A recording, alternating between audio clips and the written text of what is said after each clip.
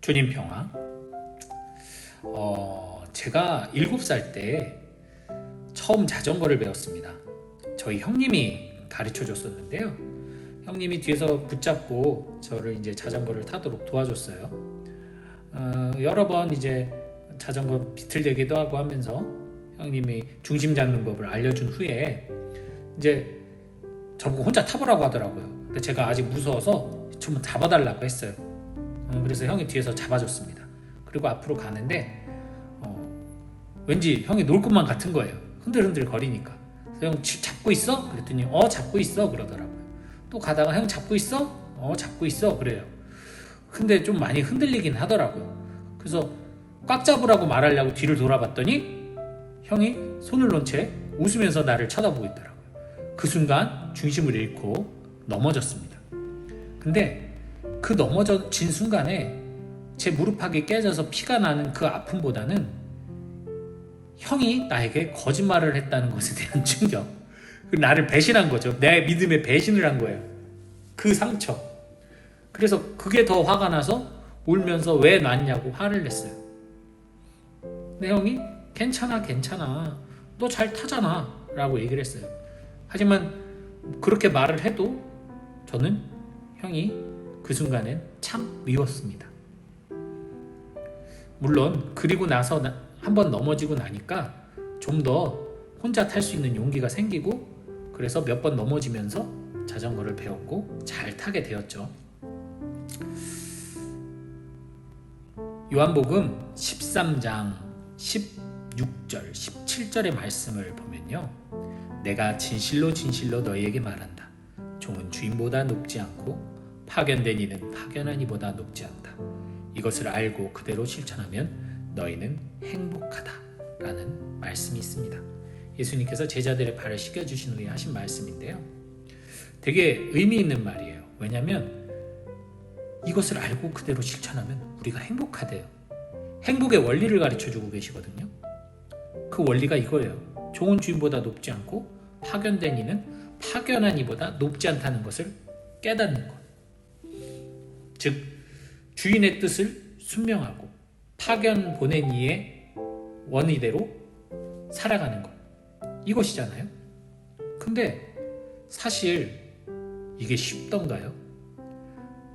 너무나 우리가 잘 알다시피 늘 우리가 복음 말씀 접하고 여러 가지 강의와 강론을 들으면서 우리 그리스도인이 어떻게 살아야 될지에 대해서는 너무나도 잘 알아요. 근데 문제는 알매도 불구하고 그렇게 살기가 어렵죠. 그 십자가를 지고 가기에는 오늘 하루가 너무 버겁죠. 우리도 성인들처럼, 성모님처럼 그 살면서의 그 모든 고통을 잘 인내하고 견뎌서 구원의 월계관을 쓰고는 싶은데, 오늘의 이 고통, 오늘의 이 아픔, 오늘의 이 절망을 마음 편하게 주님께 내어놓고 평화를 얻기가 너무나 힘든 거예요. 나는 너무나 부족한 신앙인인 것 같고, 나는 너무나 힘이 없는, 너무나 모자란 그리스도인이구나 라는 자괴감에 빠질 수도 있겠죠. 그런데 저는 그렇게 생각합니다. 이 원리, 주인보다 높지 않게, 파견한 이보다 높지 않게 사는 원리를 저는 자전거 타기에 비유할 수 있다고 생각합니다.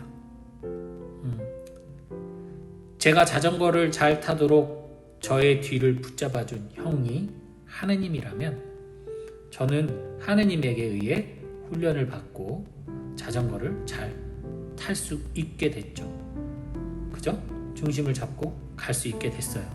근데 여전히 내 안의 불안과 나를 믿지 못하는, 나 자신을 믿지 못하는, 내가 이미 자전거를 중심을 잡고 탈 수 있는 것을 확신하지 못하는 나는 여전히 형에게, 즉 하느님에게 잡아달라고, 나를 지켜달라고 빌죠.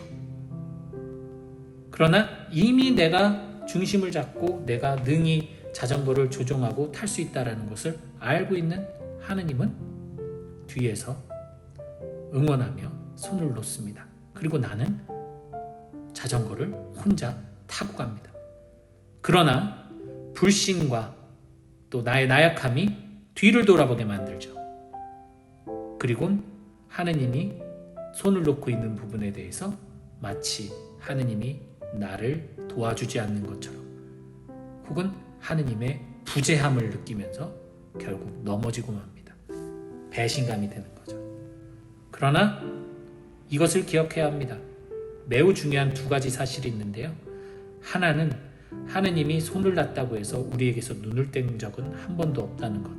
즉 우리가 넘어진 순간 바로 일으켜주고 바로 위로해주고 상처를 치유해주고 다시 용기를 불어넣어 주신다는 것. 그리고 또 하나는 이미 나는 자전거를 탈 수 있다는 것입니다. 그렇기 때문에 하나님께서는 내가 충분히 할 수 있는 것에 대해서 도와주지 않으세요.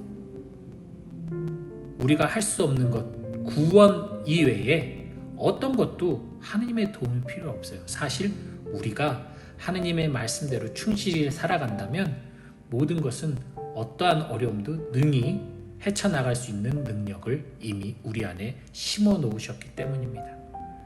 그래서 우리가 도움을 청할 것은 오직 구원밖에 없어요. 이 세상의 모든 것은 이미 우리에게 주신 하느님의 능력이, 하느님의 힘이, 성령의 도우심이 우리로 하여금 이 세상을 살아갈 수 있는 힘과 용기를 이미 주셨습니다. 그렇기 때문에 그 힘을 믿고 그 능력을 믿고 그저 앞으로 나가면 돼요. 하지만 여러분, 저 같은 경우도 자전거 타고 다니다가 몇 번 너무 크게 넘어진 적이 있어요. 내리막길에 브레이크를 안 잡고 내려가다가 앞에 벽이 있는데 세울 방법이 없으니 그대로 누워버렸죠.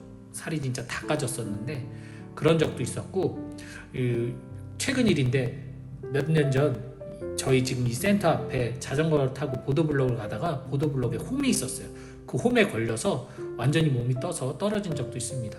아무리 제가 자전거를 잘 탄다 해도 그러한 어떤 내가 의도하지 않은, 내가 생각하지 못했던 어떤 난관이나 장벽에 걸렸을 땐 넘어질 수 있어요. 하지만 그 넘어짐이 내가 자전거를 더 이상 안 타게 되는 계기가 되진 않죠. 물론 다쳤으니까 아프지만 그래도 이제는 더 조심해서 타야겠구나 라고 생각하면서 더욱더 자전거를 타는 기술을 성장시키겠죠. 마찬가지입니다. 우리 이미 하느님께서 그런 주신 능력으로 세상을 살아가면서 또 의도치 않은 상황 안에서 넘어지고 깨질 수 있습니다. 하지만 그것이 끝이 아니요, 절망이 아닙니다.